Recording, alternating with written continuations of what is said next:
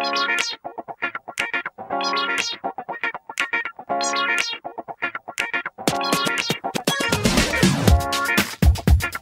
is the Content Marketing Podcast, episode number 127, Getting Things Done for Content Marketers. Hello and welcome to the Content Marketing Podcast. This is the show where we help you attract and retain business through the power of quality content. I'm your host, Rachel Parker of Resonance Content Marketing, and today is June 18th, 2015. Hello, and thank you for joining us today for episode number 127 of the Content Marketing Podcast. Just a reminder, we are live on iTunes and on Stitcher, so if you're listening to this episode on the blog, you can click on over and subscribe, so you'll get new episodes automatically delivered to your listening device of choice.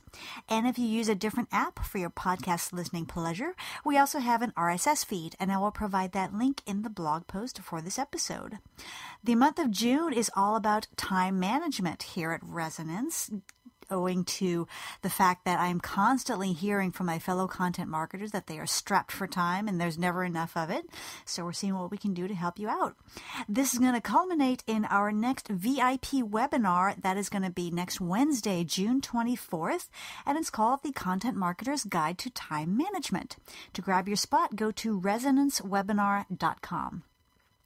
Last week, we continued our month-long focus on time management by talking about one of the biggest obstacles to managing our time effectively, and that is dealing with those people. If you happen to miss that episode, feel free to click on over to iTunes or to Stitcher or to the RSS feed and get all caught up. This week I'm sharing some time management strategies from my personal favorite system, David Allen's Getting Things Done Just for Content Marketers. But first it's time to check in with our news feed for this week's rundown of news you can use. Some interesting stuff going on this week in the content marketing universe, especially in social media. First item is out of Twitter. Twitter has introduced autoplay for native videos, vines, and animated GIFs. Twitter is looking to offer a more streamlined video experience, and if you remember a few months ago, they launched native videos, so you can now record videos and upload them directly to Twitter without having to go through Vine or YouTube. Well, now they're offering autoplay for all native videos, vines, and animated GIFs. It's going to autoplay right there in the user's feed. So it's going to be basically like Facebook does. When you're going through your news feed and there are native videos in there, they will autoplay with the sound muted. You're now going to start seeing the same thing on Twitter for native videos, vines, and animated GIFs. Again, this is only for those three types of videos and animations. For YouTube videos, people are still going to have to link out to YouTube, but those others are going to start autoplaying, which is good news for those of us who use video for our content marketing, and I hope everyone listening is indeed using video. More news out of Twitter. Twitter is now making conversations easier to follow, and this is very interesting. So if you are following a conversation, and I had a little trouble wrapping my head around what was going on until I saw an example. So Twitter hosted a live Q&A with Tony Hawk. If you're not familiar with Tony Hawk, he is a skateboarding star and very popular with that set. So he actually participated in a live Q&A on Twitter, and the way they set it up was he put out a tweet that said, "I'm here for the next hour taking questions on Twitter," and then the conversation was all made up of replies to that particular tweet. So what you were able to do is, the old way, it would have been, you would have seen Tony Hawk's original tweet, and then there would have been just a chronological listing of all the tweets. And it would have been kind of hard to match up the questions with the answers. There might have been a question down on the 20th tweet that was listed, and then the answer might have been on the 12th tweet, a little bit further up. So what Twitter is doing now is it's grouping those conversations. So now if you look at that Tony Hawk Q&A, for example, you can see question, answer, question, answer, question, answer. And it's a much more efficient experience. Now, this feature is, for 99% of the tweets out there, is no big deal. But if you are doing things like a live Q&A, it's really, really handy because it's making it easier for people to follow that question and answer interchange, especially if it's a really popular Q&A and you've got hundreds and hundreds of tweets going on. So, a very cool feature from Twitter, and so keep that in mind when you're thinking about ways to put your experts out there and to engage with people on Twitter. Okay, some news out of Facebook, and this particularly affects our international audience. Facebook is introducing Facebook Lite. Now, I have to admit, I laughed out loud when I saw this headline, because if you remember when Twitter first started to get popular, I was thinking around 2008 or so, Facebook introduced something called Facebook Lite, which was basically, I'm going to say it, a ripoff of Twitter. You know, they limited the number of characters. They might have made it 150 to make it clear that it was their own. But anyway, it was a huge flop, and it just kind of went away. Well, this Facebook Lite has nothing to do with that attempted ripoff of Twitter. What this is it's a new version of Facebook for Android that uses less data and works well across all network conditions. So it's really specifically designed for international audiences in places where networks might be slower and they might not be able to support the full Facebook app. They might not have the bandwidth. So Facebook Lite is kind of a pared down version of Facebook that has the very basic, the most popular functions, but doesn't have all the bells and whistles that take up all that data. So it's going to be really useful for international audiences. As I understand it, the rollout is starting in Asia and will shortly be expanding to Latin America, Africa, and Europe. So if you are an Android user in one of those areas, you might want to check out and see when Facebook Lite is coming to your neck of the woods. Okay, our content hit of the week is an infographic, and it's called 29 Essential Content Marketing Metrics. And this is in a blog post by Veronika Maria Jarski, I hope I'm pronouncing that right, on the Marketing Profs blog. And the reason I chose this is, okay, as content marketers, we know we need to measure things, right? We need to see what's working and what's well. But, we go to Google Analytics and we go to our email analytics, and it's just so overwhelming. It's like, okay, what's really relevant here? What do I need to be tracking and why? What is this really telling me? Well, this infographic is an excellent summary of exactly what we need to be looking at and why. The translation of visits versus unique users, for example. It really lays it out very clearly and tells you what to be tracking and why you need to be tracking it and what it's really telling you about your content. So it's a really, really good resource, and therefore I will provide the link to that in the blog post for this episode. Okay, folks, that is it for this week's update. If you stumble across something you think might be of interest to your fellow content marketers, please shoot it on over to us so that we can share. Now it's time for this week's Spotlight segment, Getting Things Done for Content Marketers. Just to recap the background for this month-long series on time management, this came about as a result of many conversations I had with fellow content marketers. And, I'd ask them about their challenges. Usually the number one thing that they mention is I sit down and I've got my agenda for the day, and then before I know it, it's 5 o'clock or 5:30 or 6 or 6:30, and I've got nothing done that I set out to do, but I've been busy all day, and I just, there just aren't enough hours to get things done, and I've got so much on my plate, and I can really use some help managing that. So that's why, that's the reason behind this month-long series on time management. Now, I've been a bit of a time management geek for a while. Anytime I see a resource on time management, I just gravitate to it. And that goes back to the days, years and years ago, I worked at an insurance agency.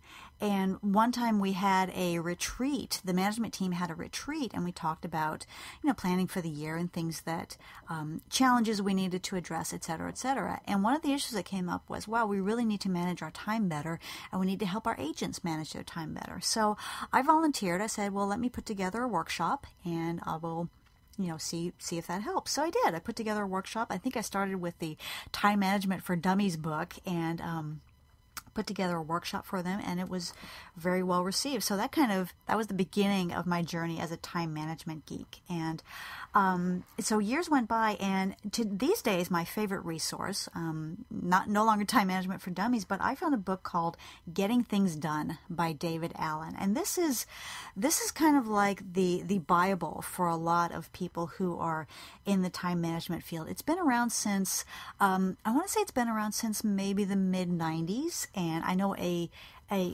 revised edition was just put out, I think earlier this year. I think it was in 2015. But anyway, it's by David Allen, who is a time management guru, and I highly recommend it if you are interested in getting more out of your schedule, getting more out of your time, maybe reducing your stress level a little bit. I highly recommend it. It's a fairly compact book. It's about 300 pages total. But it's going to give you some very sound advice on managing your time better. So today I'm going to give you some very, very high level information about the Getting Things Done system. And I'm going to specifically relate it to our work as content marketers. So this will kind of give you a taste. This is the pink spoon that you get at Baskin-Robbins to tell you about the Getting Things Done system, also known as GTD by aficionados. So the first step in the Getting Things Done system is to clear your head. And that is just to get everything out of your head and start getting it into the system. I'm going to talk more about the system here in a little bit. So the first step is to just sit down with, I like to use a legal pad and just spit out everything that is currently in your brain that you're thinking about doing. That would be from, sending an email to your subject matter expert, to hiring a new team member, to maybe starting your own conference. Just get everything out, short term, medium term, long term, get it all out on this legal pad, or if you want to do it, you start a Word document or an Evernote document, however you want to do it. But it's critical to take that first step and just get everything out of your head that is a to-do that you see as something that you are interested in doing. So this is going to be what we're going to call your in-list. And if you think about the in-list as an inbox, so everything that comes across your brain that you think, oh wow, I really need to do this, or I really want to do this, that's going to go in that in-list. So, and this first step is not to be taken lightly. I would sit down in a quiet space with a nice thick legal pad and just give yourself at least 30 minutes to get everything out, because the first 10 or 12 things are going to come just boom, boom, boom. You're going to get that right out of your head. But then as you sit and think and mull things over, more things are going to come to you. Things that you've thought about doing, especially those big projects, that new ebook that you want to publish, or that training series you want to launch. Really think about all those things in your head that are that you have expressed, or that you have experienced an interest in getting done. So that's your first step, to clear your head and get that in-list done. The second step is to process your in-list. So once we get that list done, we've taken a good chunk of time, gotten it all out there.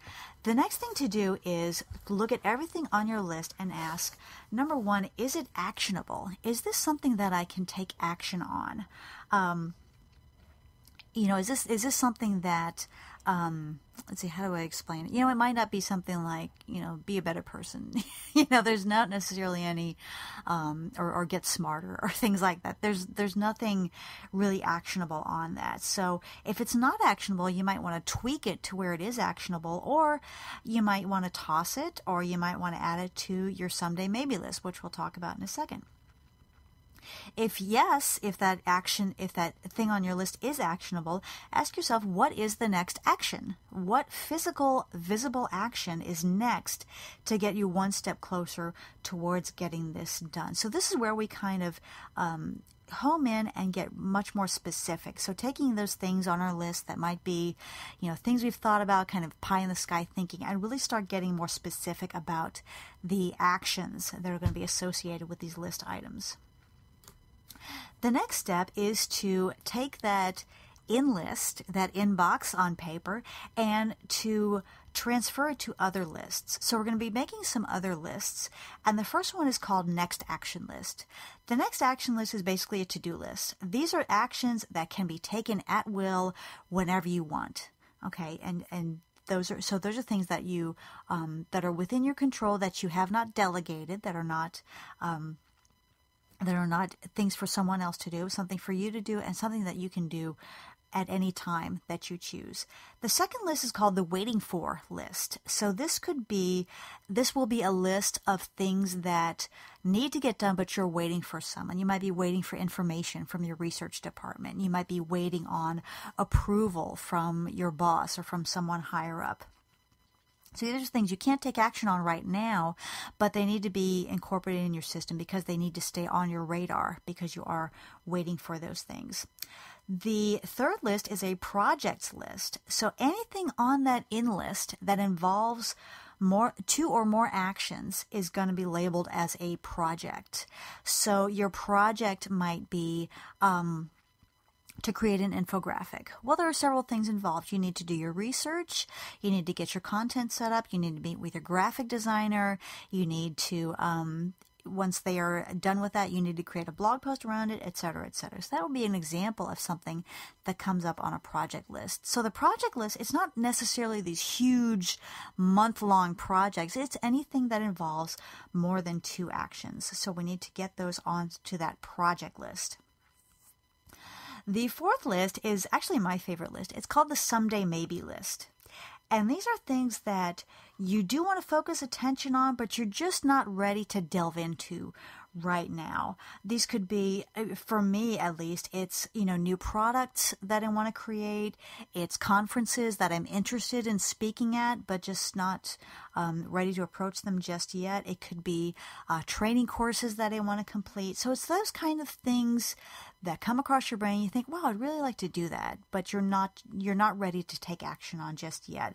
These are important to keep on your radar because these are things that are clearly on your mind.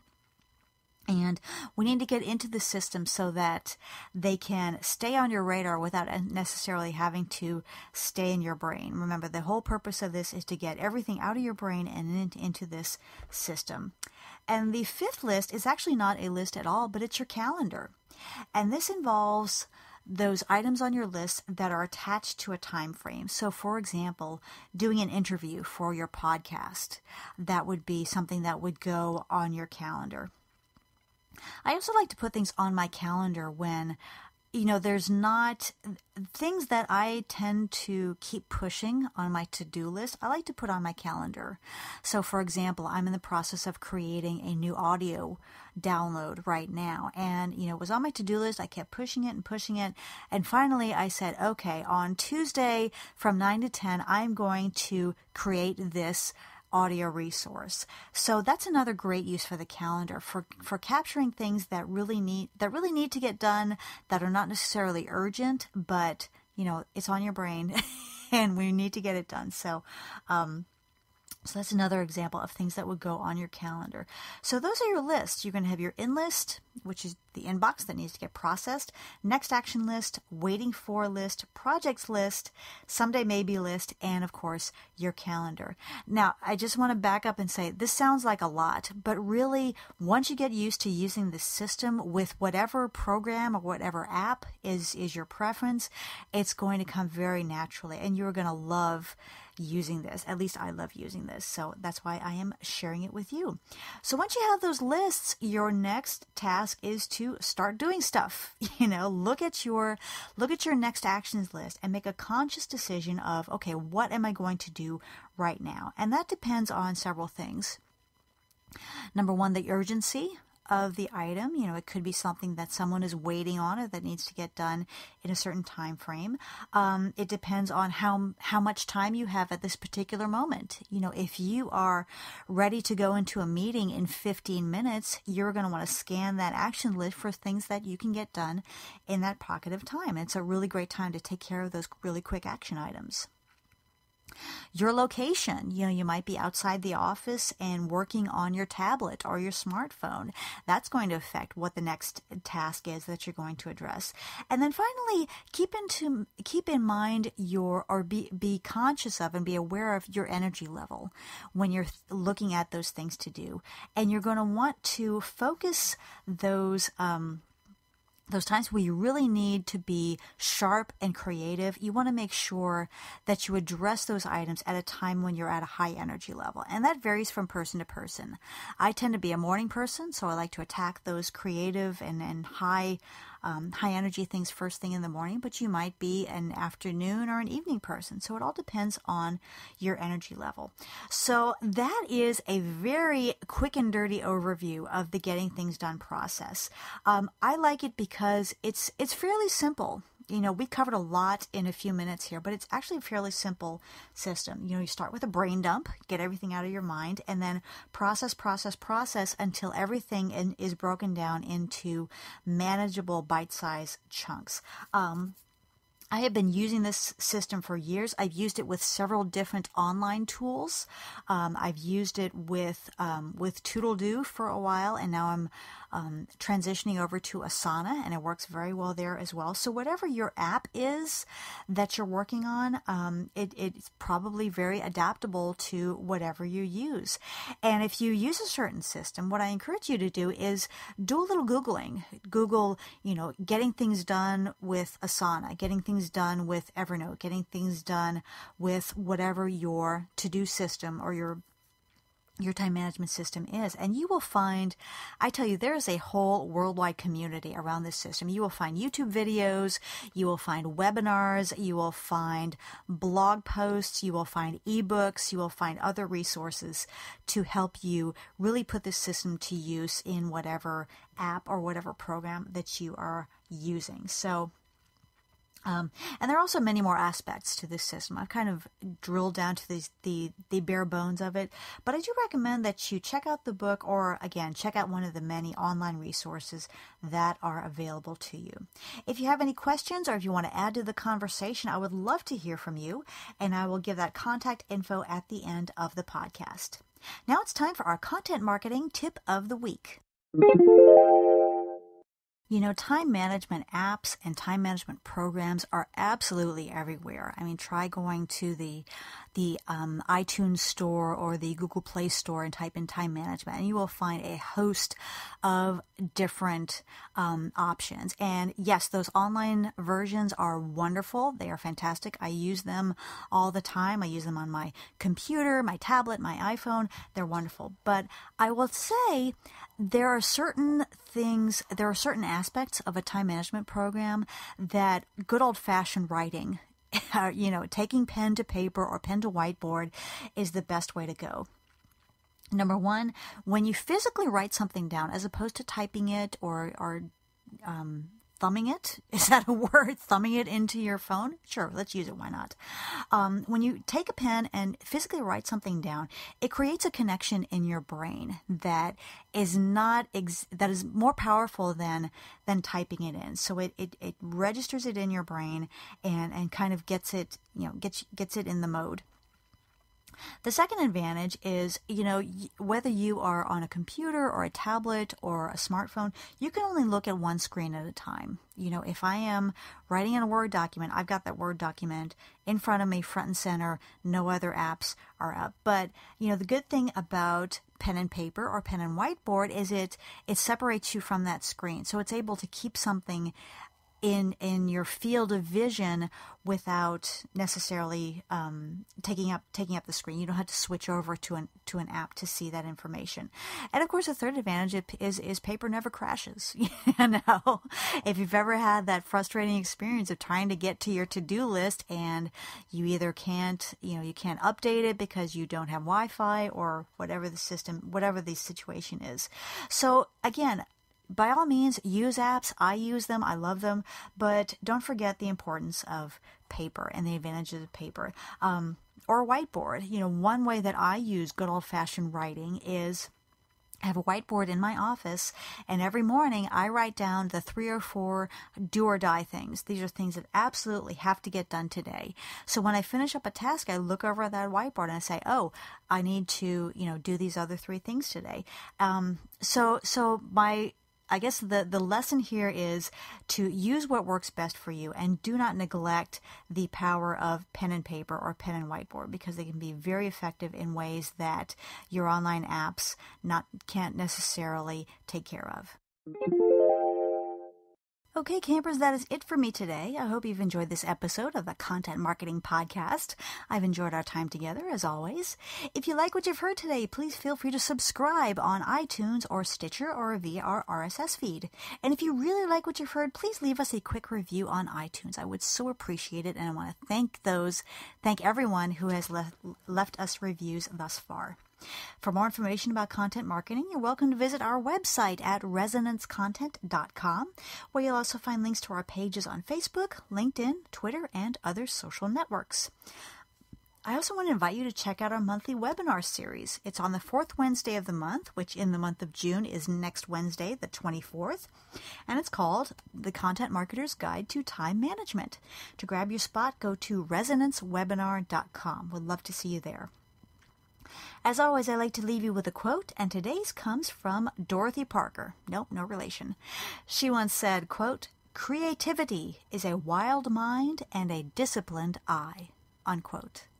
Again, this is Rachel Parker with Resonance Content Marketing. Thank you again for listening, and we will see you again next week. Take care.